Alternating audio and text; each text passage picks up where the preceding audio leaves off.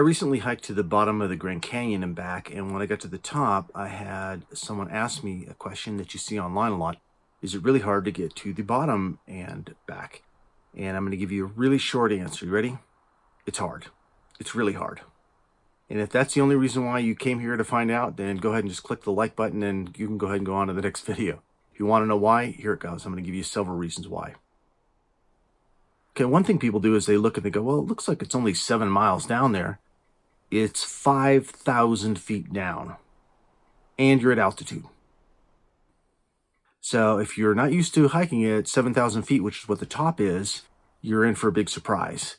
Now, if you've been in Flagstaff for several weeks, then you're probably acclimated and you'll be okay, but most people aren't. So it's a long way down and a long way up. The next thing to know is that there's very little water in the canyon until you get to the Colorado River. A couple trails have some water in a couple of spots, but you drink water like crazy when you're in the canyon. A lot more than you can just think. It's unbelievable how much water you drink. I mean, it's a desert, right? So it is really hard to get to the bottom and top, and really long and really dry. The next thing to know is that most of it is in the sun. And at the top, you could be there and going by. It's 55 degrees. I need a sweatshirt. But it could be 20, 30 or more degrees warmer at the bottom. And having the intense sun on you like that when you're hiking uphill out of there is just, it is savage. The other thing to know, and this is something that I think doesn't get reported on enough, and that is that the trails, a lot of the trails in the canyon are just really rocky. They're really rugged, really hard. You're just walking over rocks.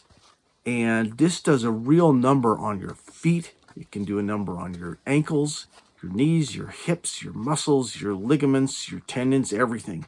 It's harder than you think hiking over this stuff. So hopefully that gives you some information how hard it is. I will say this, it is a once-in-a-lifetime experience to get to the bottom of the Grand Canyon and back. And if you properly prepare for it and you do it in a cool season, I left on February 28th and was down there a few days, that is definitely the way to do it. And if you can go with a group and you have supplies and you're well prepared and you're well trained and you're acclimated and you got a lot of water, it's definitely worth doing, and it's an incredible sight to see.